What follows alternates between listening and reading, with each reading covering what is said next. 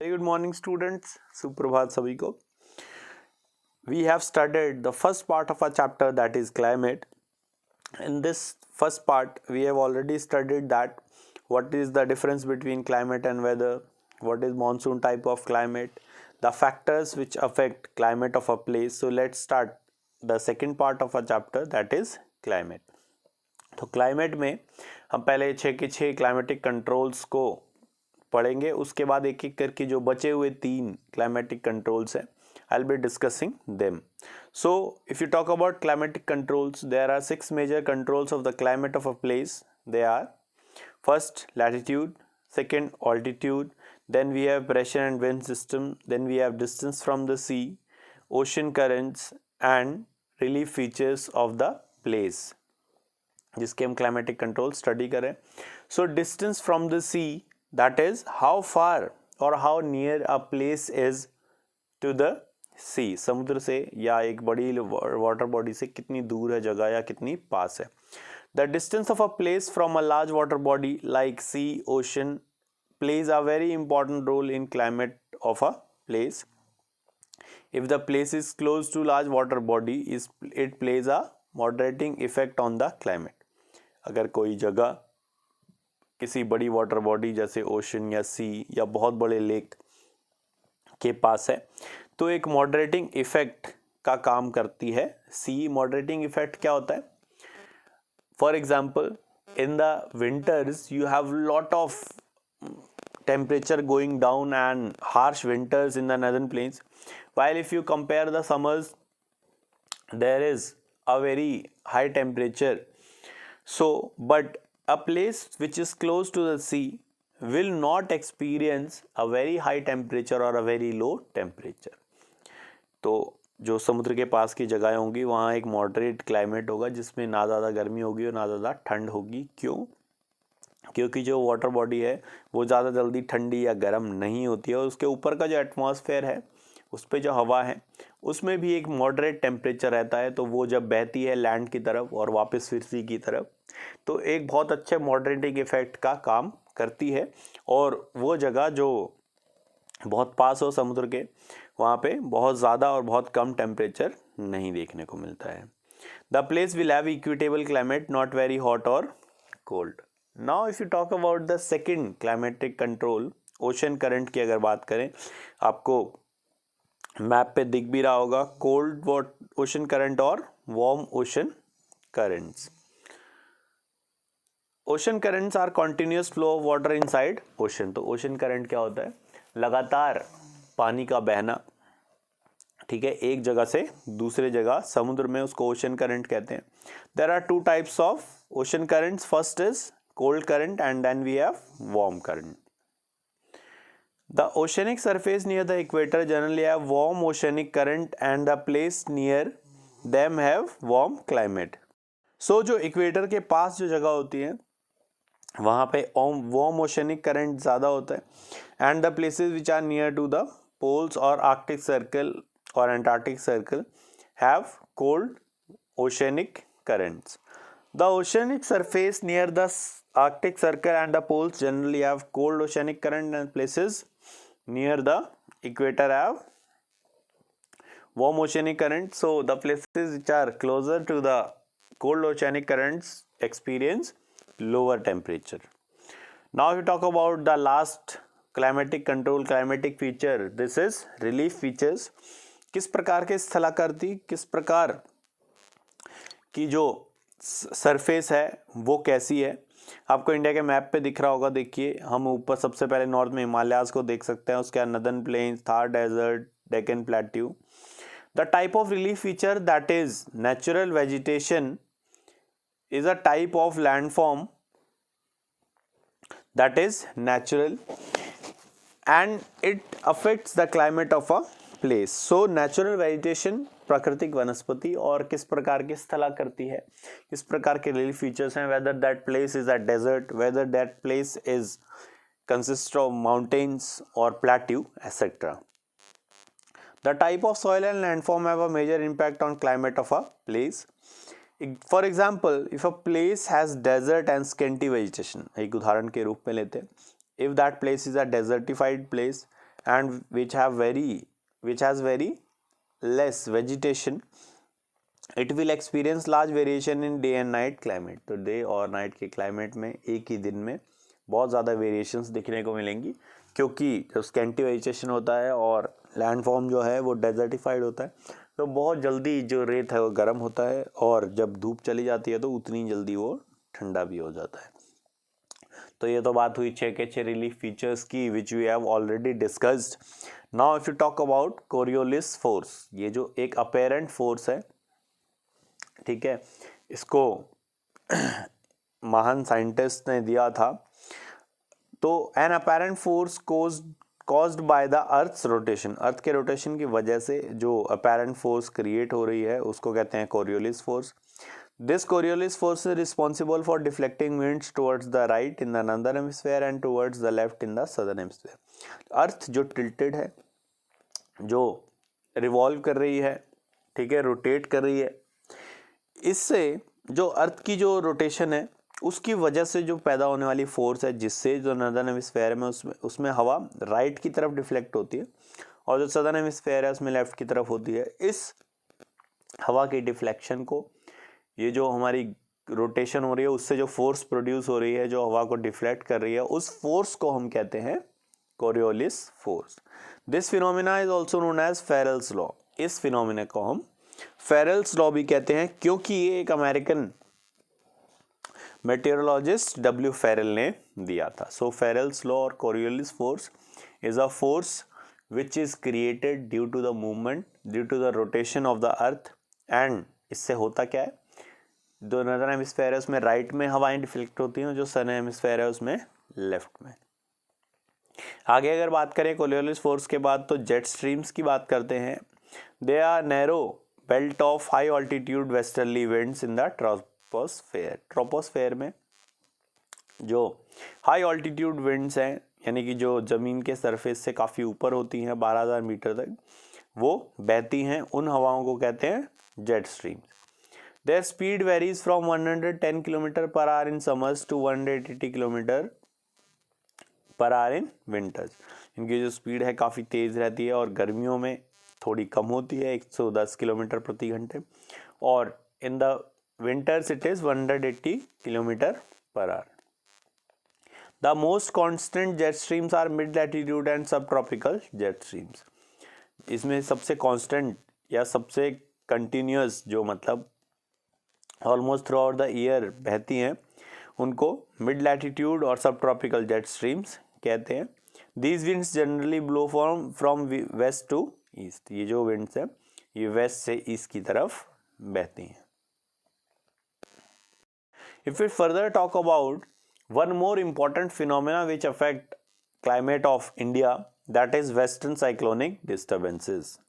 तो ये जो वेस्टर्न साइक्लोनिक डिस्टर्बेंसेस हैं, आप मैप में भी देख सकते हैं, ये जो मेडिटेरेनियन सी है, भूमध्य सागर है, जो यूरोप को एशिया और अफ्रीका के बीच में है, वहाँ से जो विंड्स हैं, जो ठंडी हवाएं हैं, वो जनरेट होती हैं, और उसके बाद they blow towards India, and these western cyclonic disturbances bring rainfall in the country, and they are stopped by the Himalayas.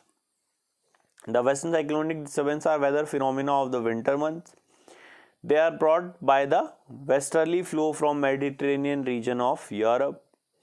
These cyclones influence the weather of north and northwestern region of India. ये जो cyclones हैं, ये जो depression create हुई है, ये Mediterranean सी से बाहर की तरफ ब्लो करती हैं, और जिससे नॉर्थ और वेस्टर्न इंडिया का जो क्लाइमेट है वो काफ़ी ठंडा हो जाता है, और बारिश भी महसूस होती है।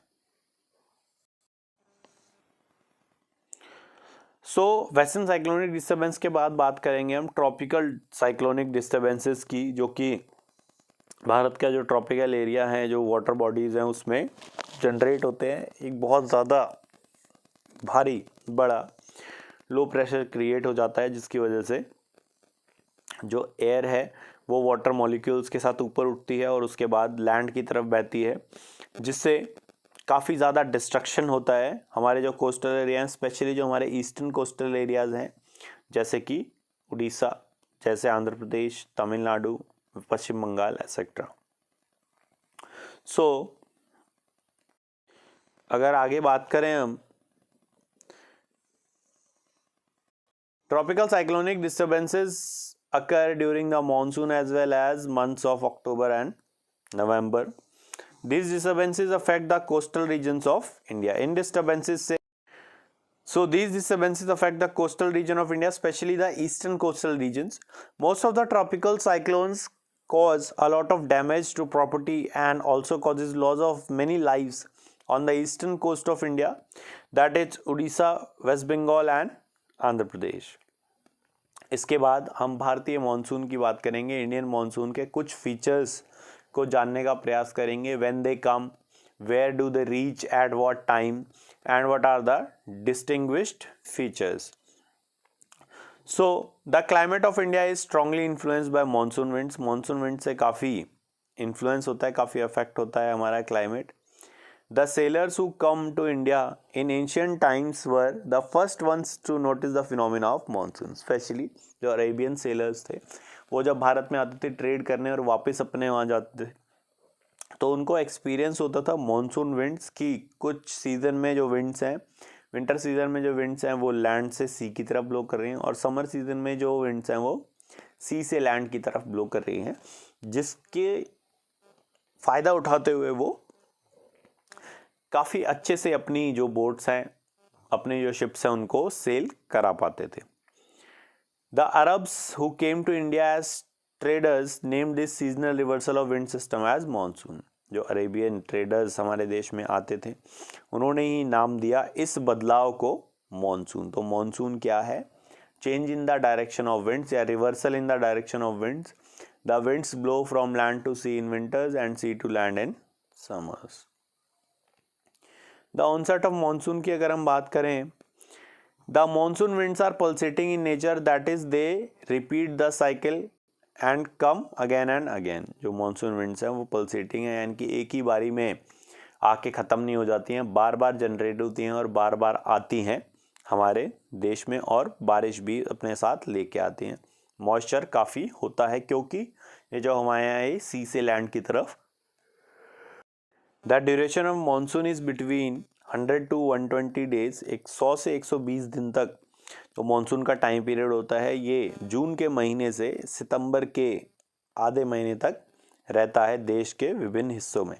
On the arrival of the monsoon, the normal rainfall increases suddenly and constantly for several days, known as burst of monsoon.